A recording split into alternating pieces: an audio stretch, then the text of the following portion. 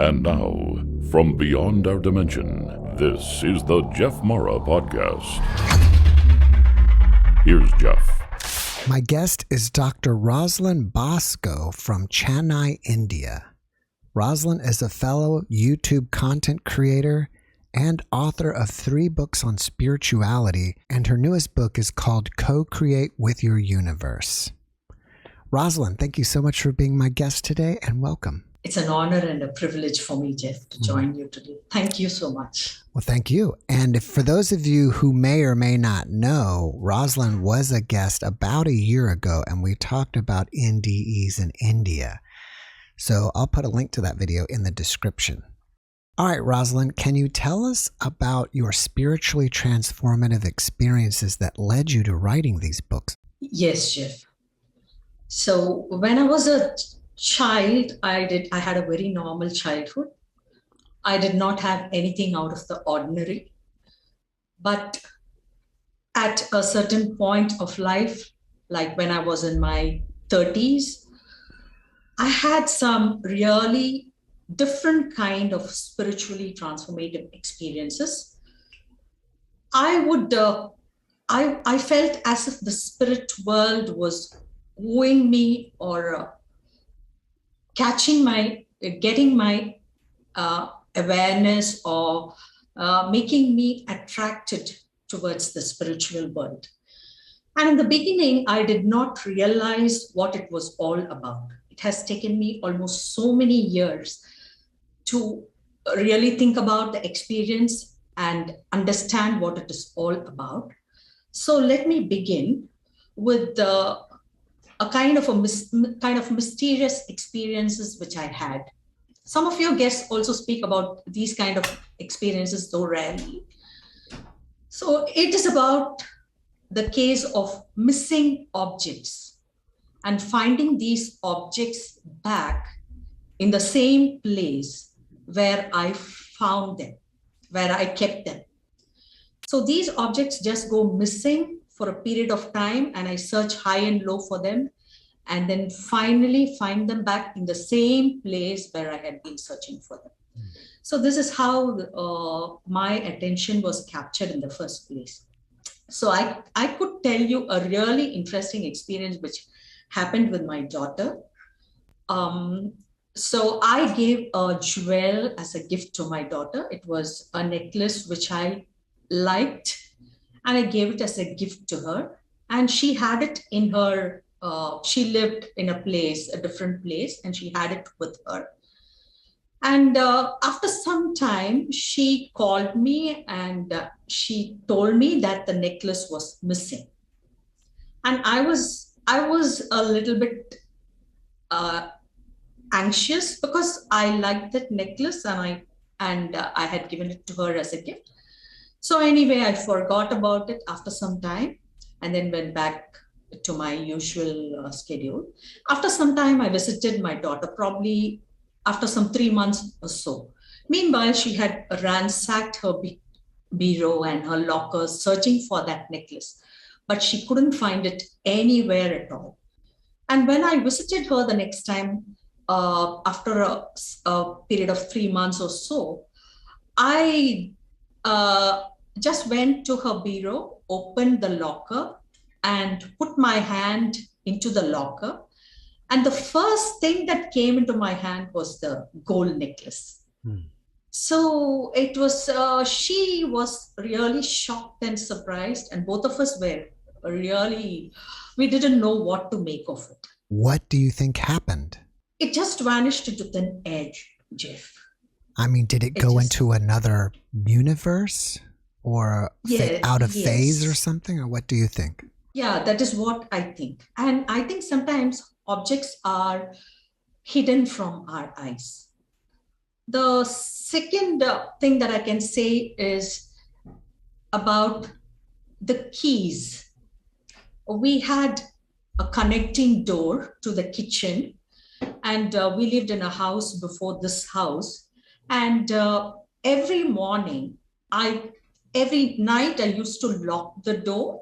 Distinctly, I used to remember locking that connecting door and locking my own door and going to sleep. But in the mornings, invariably, most of the days, with a few exceptional days in between, I would find the connecting door, being opened. It was not bolted, but it was just the lock was turned in the key to lock it, and it would be invariably opened.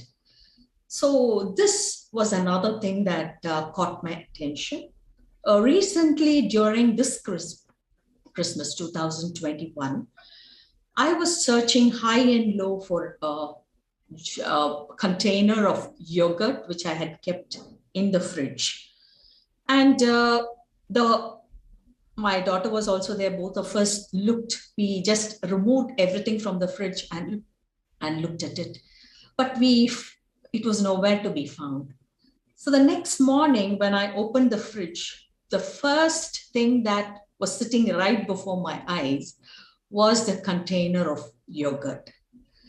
So to answer your question, Jeff, I would say that I had an indication. Now looking back upon these instances, I think that I had a kind of a awareness to me that the material world can be manipulated by consciousness or energy. So this was a kind of awareness that I have been brought into, I would say. Let me propose this to you and see what you think. I had another guest and we talked about fairies. I don't know if you know what those are, but like little energy beings. Yeah. Is it possible that in India they have their own version of mystical energy beings, and there's some being that is in your apartment or house doing this stuff, hiding stuff and opening doors? I would say that I prefer to give this the name of my guardian angel, because I haven't been very much connected to the mystical occurrences, because I was raised a Catholic. So I was always connected to these kind of like guardian angels, or even I would say my ancestral spirits, or my spirit guides in particular. So this is what I would prefer to believe. I kind of pushed you into a different direction, but do you think it's your spirit guide doing it, or do you think somehow your own consciousness was manipulating these physical items? Maybe it was my higher self, because now we believe that everything goes back, like finally everything rests on the higher self. So probably. So the next part of my spiritually transformative experiences is about the signs and synchronicity that I was suddenly exposed to. So when I visited the US, it was my hobby to go and look at all the shops and just do window shopping. And one particular object that I liked very much was the air fryer, because it was not very much used in India. So I thought it would be a healthy option. And I kept eyeing it for quite some time, but I was not sure that I could bring it, because it was it was quite big. So I was not sure I could manage it, but I didn't speak about it to anybody. I didn't tell my desire to anybody. And I came back to India, and after some time, my son visited me, and he just opened all his baggage, and finally he had a box, and I was just looking at the box. I didn't know what it contained, and when he opened it, there was this air fryer sitting there, Philips.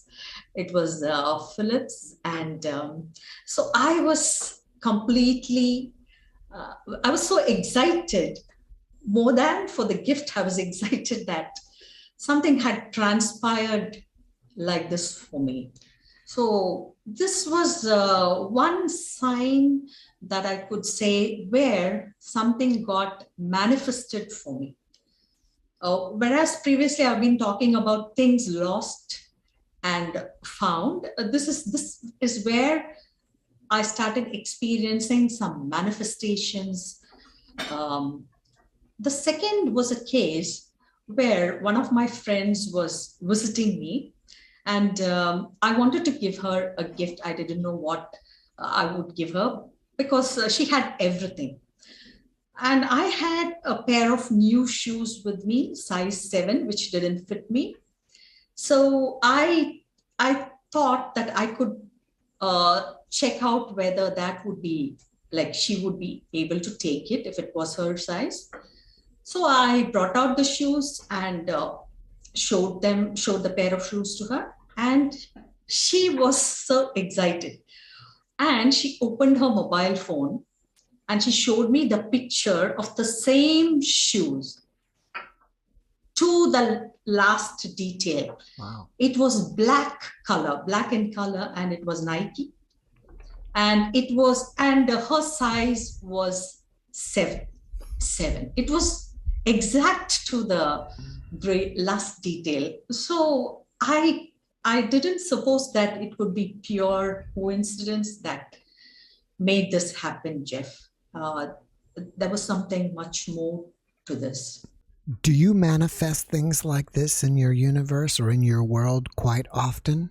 I wouldn't say that it is much often. With my son, I would say my intuition works that way. My intuition, I would suggest something to him, and it would have something to do with his something that would be important for him. With my daughter, I get connected on a different level, I would say. But these are the striking incidents. And there was a place where my husband and myself were traveling in a car. And there was really an accident. A truck which was coming on the right side of our car suddenly just came the wrong direction, and it started pulling us along the road. And I don't even know whether I was there on this. I don't remember what I was experiencing at the time. But then I realized after the car had hit the median, I just looked at myself and found that there was nothing, not even a scratch for both of us. We escaped. I would call it very providential, because it was a huge truck, a truck which was generally used to carry things to transport from one place to another, people who move from one place to another. So regarding manifestation, sometimes it has been quite a long process, Jeff. The house which I live in, but it was really hard work. But then I would call it a manifestation in a way, because it was a dream which was well worth taking. Yeah, I just love this place now. Have you had any other spiritually transformative experiences? Yeah, I've had with my pet, Jeff. Actually, the name of my pet was Jeffrey. Jeffrey. That's a great name. Yeah. I love that name because you have authors like Jeffrey Archer, and so once the pet passed, and I was really feeling sorry for its loss. The pet Jeffrey used to just open the door when it was slightly ajar and come inside. It would let itself in and let itself out. So after it passed, very rarely I noticed the door of my house, some of the connecting doors open, or even the front door, which was slightly ajar, would open as if something was letting itself in. I had a feeling that it was my pet. At that time, I felt it was my pet. Other than that, I would experience a paper which would just fly off from the place without, where there is no chance, where there was no air or a gust of wind. It would just fly off and come and land before me. And I could say about numbers, Jeff.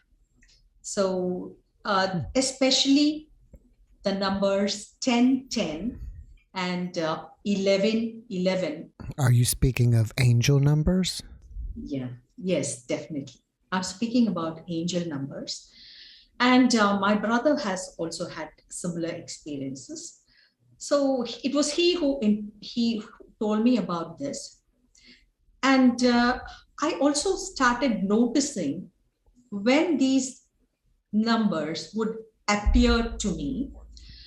I realized that when I was especially very anxious or very worried, a defining moment in my life, I would experience these numbers like 1010 or 1111 on my screen. Sometimes it was 222, but those were rare. It was like a kind of a go-ahead signal, or it was a kind of asking me to slow down from my anxiety. That is what I felt. Are these your guardian angels contacting you and helping you, like you said, to slow down? Or, I mean, something like Archangel Michael? I don't have any indication of thinking that it is the Archangel Michael, Jeff. I feel that it is my guardian angels, or it might be my ancestral spirits, people who are guiding me, because I connect to my mother. I think about my mother a lot and my grandmother. In fact, in my first book, I have a chapter about my grandmother. And, these people are those who I feel are supporting me.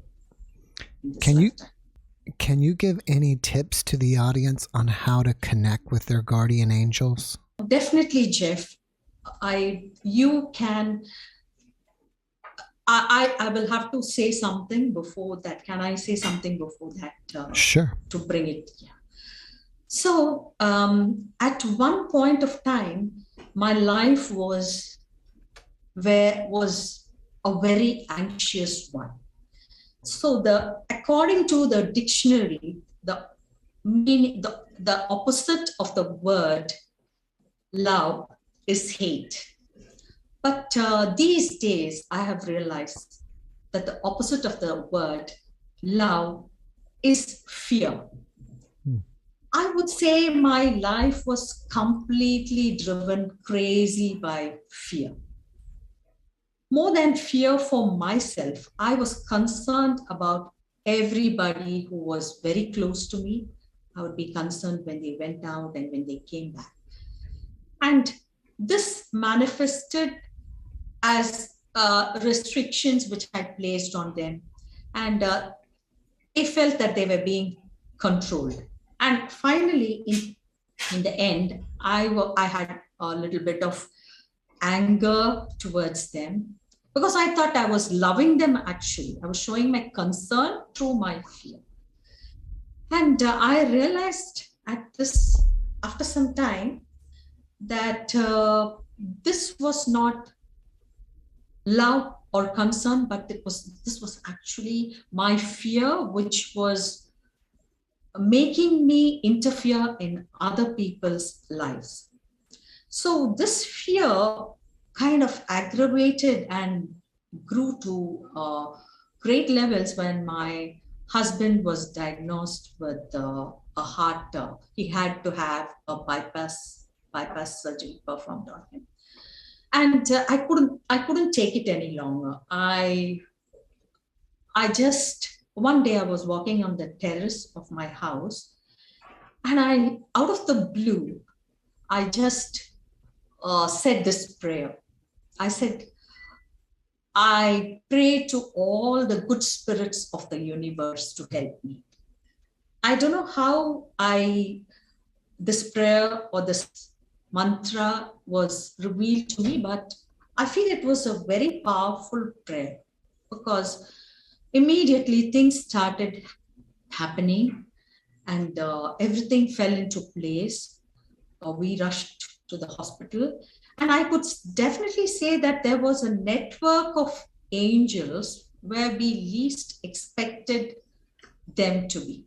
So everywhere we were guided, or we went to a new hospital, but even there we found friends of our friends, who we didn't know directly, and they helped us a lot. And to answer your question, Jeff, yes, this is one of the reasons that I have written my third book, which contains a lot of affirmations about how it is possible for each and every one of us to connect to the universe. We have to just ask for it. But I would say at the same time that there are certain principles which we have to follow. Do angels only communicate with us through numbers? And if not, what other ways do they communicate with us? Yeah, that's a really great question, Jeff. Sometimes angels connect with us through just manipulating a small object. I'm not sure, because the angels have been very kind to me. They have not just appeared to me physically. And when I think about something, when I'm concerned about something, I can just hear a small object being moved. It's barely audible. But even yesterday, when I was thinking about this interview and I was asking for a sign, I could find a comb being moved ever so slightly. And then I got my sign, and I was really happy because I asked for it. So I think there are different ways in which your angels can connect to you. So when we were talking in the beginning about objects disappearing and reappearing, and I believe you felt that that was due to your guardian angels or ancestral spirits. Why were they doing that? I think they were leading me to a greater awareness or knowledge. So previously in our last interview, I was talking to you about the double slit experiment. And I was telling you that the atoms, neutrons, and photons are, when they are observed, when they act differently rather than when they are left unobserved. And there is an interference pattern when they are left unobserved. But when they are observed, this interference pattern stops. So these photons and neutrons have a dual nature. That means they can function both as particles or as well as energy forms, which is one of the basic theories of quantum physics. So I never knew anything about quantum physics because I have only been an English teacher. I was not much interested in physics. But later I became aware of these things and I started reading about this, and I understood that energy has two forms, and actually matter doesn't matter. So it can be manipulated by energy, and which is a very exciting possibility, Jeff, which it means that you can create your universe. So there is a wave of potentialities around you, which are waiting to be used either in a positive or a negative way. When you are in fear or guilt or shame, then you cannot access them as easily. as when you get over these negative emotions. It makes it easier for you to access them when you follow certain principles of life. And this is exactly what my third book, Co-Create with Your Universe, talks about. And I'm very excited about revealing this possibility to people, because society teaches us completely, it teaches a different set of ideals for us to practice. Even relationships, for that matter, Jeff. We look at relationships from the point of view of human beings, from the societal point of view, and to look for the ideal partner with all the essential qualities that are required to make an ideal partner. But I would say the spiritual aspect of looking for an ideal partner is completely different, because some people keep complaining that they are not able to manage their relationships. But I have heard some guests in your show say that the people who challenge you most in your life are those who are working for your best good in this current lifetime. Mm-hmm. So they might be teaching you a lot of qualities like patience. And for me, it was more of courage, freedom from fear, and gratefulness. There are so many qualities that we are supposed to learn from our partners, unless the relationship is really turbulent or abusive. So I would prefer to look at it that way, Jeff. So what role do you think intentions, authenticity, and random acts of kindness play in manifesting? The intentions that we have are the most important aspect of our lives, I feel, Jeff, because you could say one thing and you could be another. You could do things for the sake of impressing people around you, and have something like you could even wait for people to praise you or something like that. Or in another case, you could flatter people when your intention is not that. It could be just flattery or a means of pleasing other people. But when your intention is truthful and you think what you say most of the time and do what you think is right for you as well as others. So that's why I think many people like Eckhart Tolle, they speak about the role of the observer. Why I would say the role of the observer is very important here is because when you are constantly in the state of being aware, you are aware of your every intention that you have in your life, and you can set it right. You can just let the thoughts flow, but you can immediately get back to that point of consciousness where your intentions become aligned. Random acts of kindness are very important, and this is a beautiful lesson that I learned from NDE experiences, from listening to your channel in particular. Because I have heard people narrate their heavenly experiences saying that it was not the most magnificent thing that they did in their lives that made them feel connected to God or made them feel the love of God. It was ordinary, very small acts of kindness, like a smile which they give to a stranger or a person who you don't know, because mostly we are very giving to the people who are our family members, who are very close to us, who are connected to us in some way.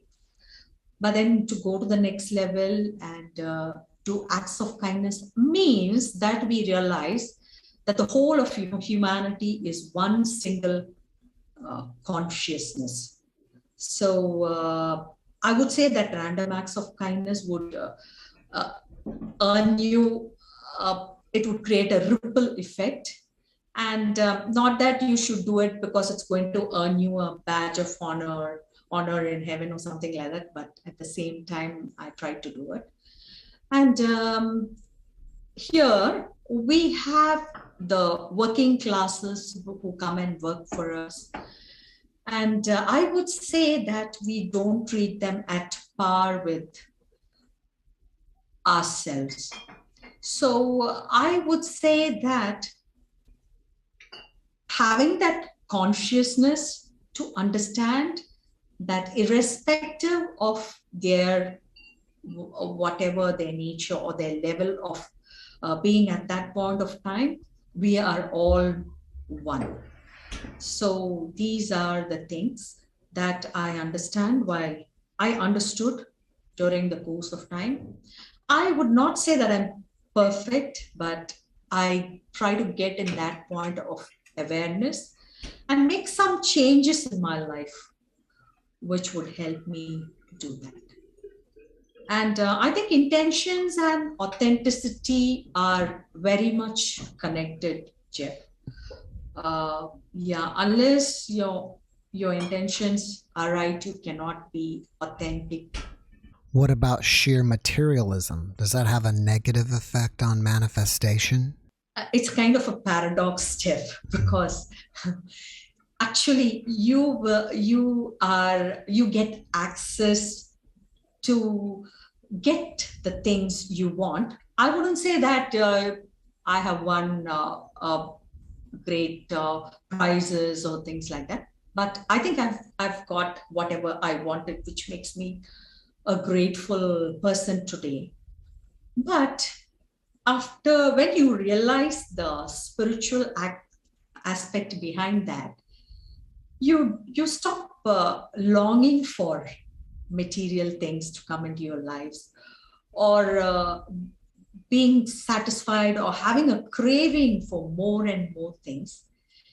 In fact, these days, I prefer to keep it very simple. I would just not need anything, because I feel that gratefulness. I have the same sense of joy when I see a beautiful plant or when I see a tree. So some people who have experienced NDE, they say that they felt a great joy while looking at the trees and the flowers on the other side. I can relate to that. I'm happy to connect with all different kinds of consciousness that is here. Now, you are a Christian living in India, and I assume that the majority of people are not Christians. My guess is that most of the people are Hindu. Have you taken up any of these Hindu ideas and beliefs since you just live in that environment? And if so, what are they? Things like karma? Definitely, Jeff. Something like karma also exists in a different language or verbiage in the Bible, that you sow what you reap. So yes. even though karma is defined as pure action, I heard somebody saying that it creates what you call a vasana. Vasana means a smell in our language. So it creates a kind of, I would say, an imprint on your soul. So whenever, and I also have started believing in reincarnation, because reincarnation is a basic concept in India. In my first book, in my second book, The Brimstone Fallacy, I have a topic about reincarnation. and how it relates to Judaism as well. Have you heard about that, Jeff? That No. The Jewish people, they believe in reincarnation. So I think that these concepts are common. And since Jesus Christ came from that background, probably I was able to connect that reincarnation. He must have known about it. And at a later point of time when it was brought to us, it has been not spoken of much. So our souls have an impact or a smell or a vasana, depending on which we can attract or we might be able to attract certain circumstances in our lives, which can be called karma. So it is purely based on action. Do you know of any other Hindu ideas that can also be seen in Christianity? Like you just showed karma as you reap what you sow? I think basically they are very, the people, Hindus practice, they think that their religion is just a way of life. Just like Christians who believe that love is essential in everything that we do. Love forms a basic part of our lives. And other than that, I don't see too many similarities.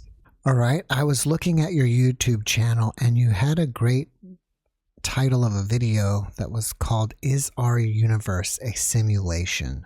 So what is the answer to that? I definitely believe it, Jeff, because as you just asked me a question, and I think I can connect it to that question.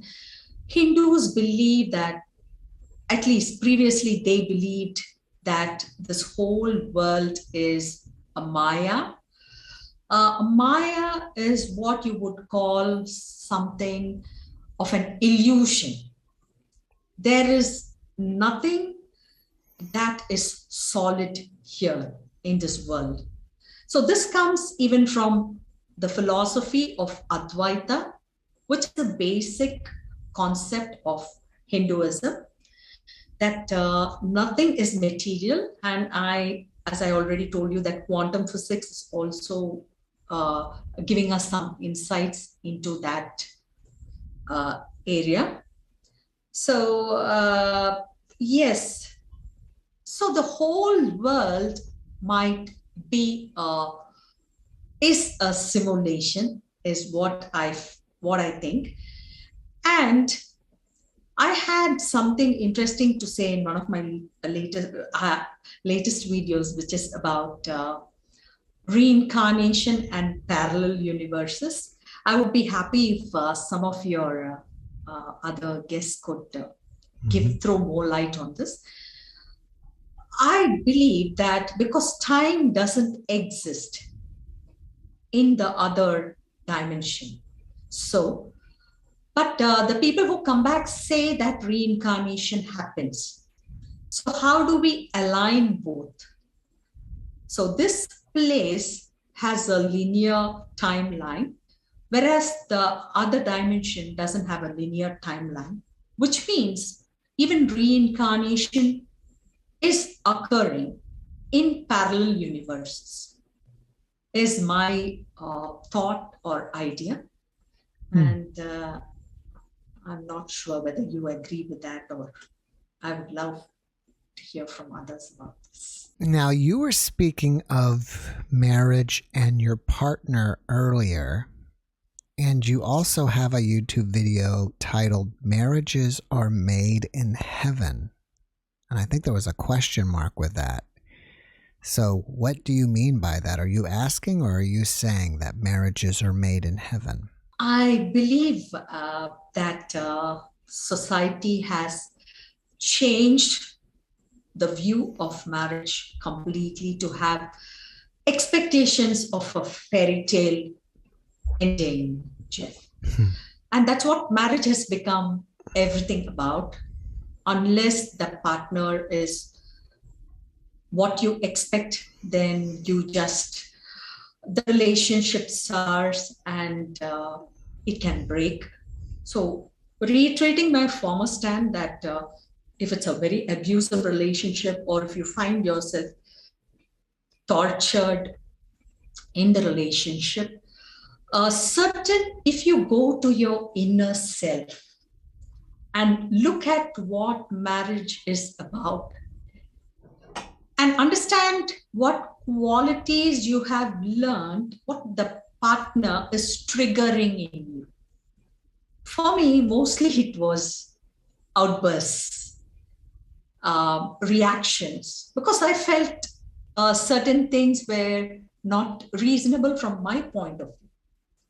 But then when I started looking at the spiritual angle, I was brought up in a very protected environment. My parents just kept me very sheltered. When I came to when I was married when I was 19, and when I took up the role of a wife, my husband had a huge family, and they were people. One of them was a Salesian priest, and they were people who really went out of their way to help people. So I was thrown from a very sheltered family into a family which was very outgoing, and because of which I couldn't understand what it was all about. But that understanding has come to me after so many years, when I understand the place from which he comes, that he is a social worker in the true sense of the word.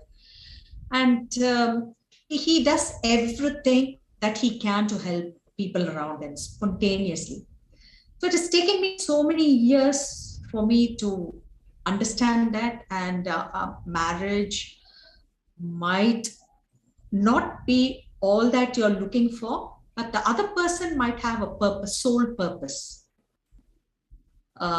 which might define him or her. It might even be a lesson that the particular person has to learn in his or her life.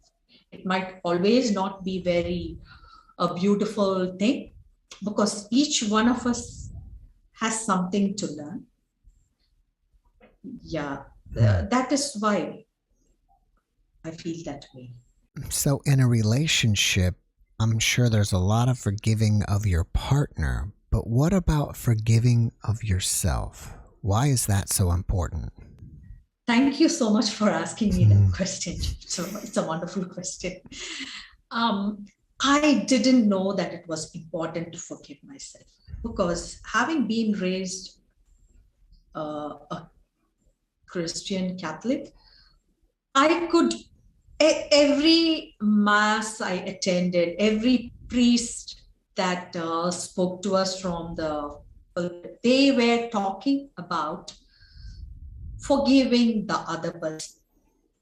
It was, I don't even remember anybody speaking about forgiving ourselves. So that was the last thing on my mind. But spirituality has brought me closer to forgiving myself for my moments of anxiety, for my misunderstanding that I had over the years, for what I have done. I might have hurt so many people along the way. So, assuming that time and space are at the point of time where you are now. So I would prefer to believe that the place I am now is a place where I forgive myself as well as the other person. And one thing that I would like to say about forgiving myself is, unless I'm able to forgive myself, forgiving the other person is really farce. It's impossible to forgive another person. unless you forgive yourself in the first place, because you have that little bit of a grudge inside you when you think of the other. And you have to be so magnanimous to forgive the other. Why? While you feel unforgiven or guilty for things that you might have done in the past.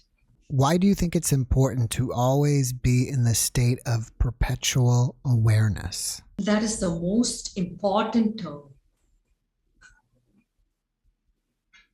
action that we have to, inaction that we have to perform, Jeff. Because we believe that we do everything. The ego mind leads us to believe that we are in control of every situation. So whenever your mind plays that trick and you get into that state of anxiety, or when you get into that state of judgment, of judging others or blaming others or criticizing people, then when you are in the state of being perpetually aware, you can easily come back to track. You can prevent yourself from speaking ill of others, even though sometimes as human beings it is nearly close to impossible to do so. Sometimes we really get triggered by incidents around us. And when recently I was like exposed to some happenings like that, and then I was able to realize that that was not the way that I should be going. And even if I found the other person blameworthy, it's not my job to speak ill of another person, especially to somebody else. So being in a state of awareness helps me to get realigned very quickly. All right. Once again, your newest book is called Co-Create with Your Universe. Is it on Amazon, or do we have to get it from your website? It is on Amazon, Jeff. It's on Amazon. All the three of my books are on Amazon. Mm-hmm. And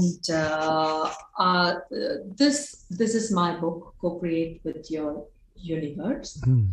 And there are 18 principles which I have mentioned here, which would take us on the route to manifesting.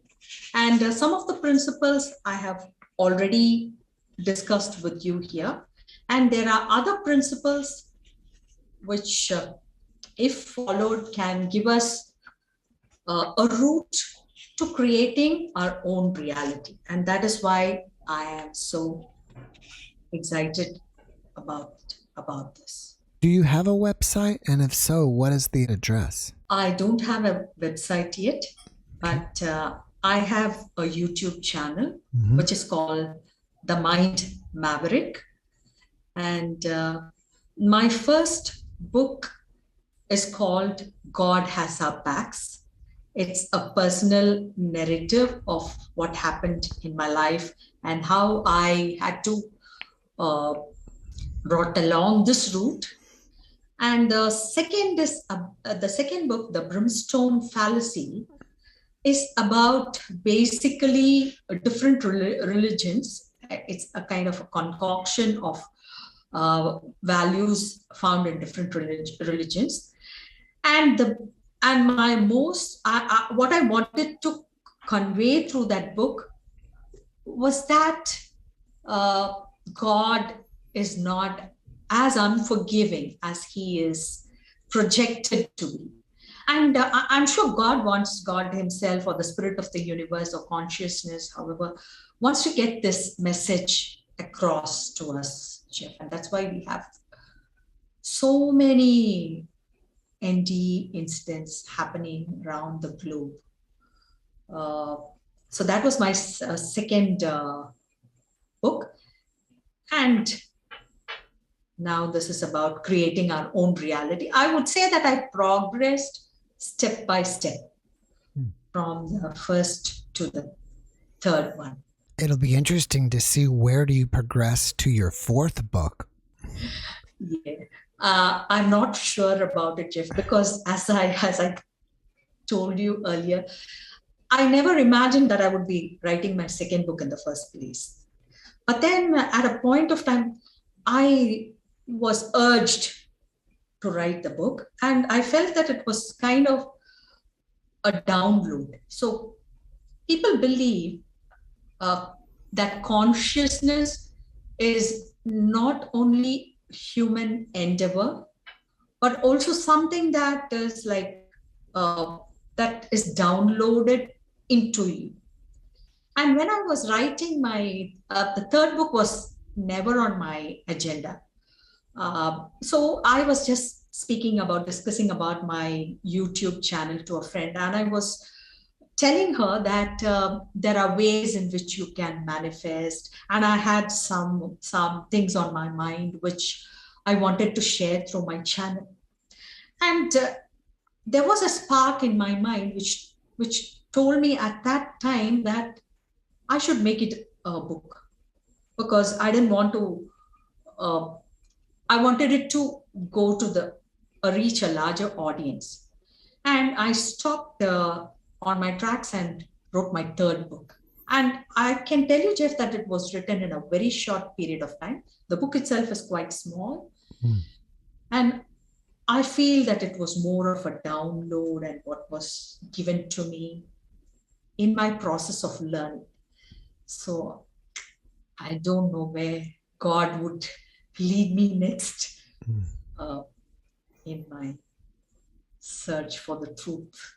If people want to reach out to you and ask you questions, should they do that from your YouTube channel, on Facebook, or where? Yeah, they could definitely contact me on my YouTube channel, which is called The Mind Maverick. My name is Rosaline Bosco on Facebook, and many have connected with me thanks to you after the first interview that we did. And I have a lot of friends that way. And if there are any specific questions, there is one point that I have missed, Jeff. Can I have like 2 minutes to speak about that? Sure. Yeah. So that would be about healing, Jeff. I heard I think the latest guest that you were talking about, one of the latest guests you were talking about, was a person who completely healed himself, and that is 100% true. There is an electromagnetic field around us. And I'm not aware whether you've heard of Dr. Eric Pearl, who is a very interesting person. I think he's a chiropractor. Yes, I've actually met him a long time ago, I think before he was this famous guy. I mean, this is probably close to somewhere between 25 and 30 years ago at like a chiropractic seminar. Yeah. So I listened to some of his talks that he gave, and I felt compelled to try to practice it. And when I started practicing it, I could feel the energy. I could feel that I could manipulate the energy through my hands. And there is a surge of electricity which passes through my hands, and I'm able to connect to sense some warmth or a little bit of heat to the other person. I'm not doing it like full time as a profession or something, but then I believe that each one of us has the capacity to heal himself or herself to a certain degree, or it might even be like heal yourself completely. So this is one of my other interests. And if somebody wants to talk to me about this or reach me about this, I would be available at ROSALINEBOSCO @yahoo.com. Rosaline Bosco @yahoo.com. All right, Rosaline, before we finish up, can you leave us with one last positive message? Don't be afraid of anything that is happening or transpiring in the world around you, because if the whole world is united as one and our consciousness is united, we can overcome anything, be it war or famine or starvation. And this is the greatest chance given to the people of the universe. I believe it. And that is my only purpose in trying to reach out to people. So don't be afraid and spread the message of love across the world. Thank you for that message. And Rosaline, thank you for being my guest today. I really appreciate you and I wish you the best. Thank you so much, Jeff. All right. Have a great day over there in India. Yeah. Bye. You too. Thanks for watching the JeffMara podcast. I really appreciate you. Another way to show support is through YouTube memberships. And if you do, there are loyalty badges and other perks depending on your level of membership. All you need to do is click the join button underneath the video to find out more. Thank you for your support.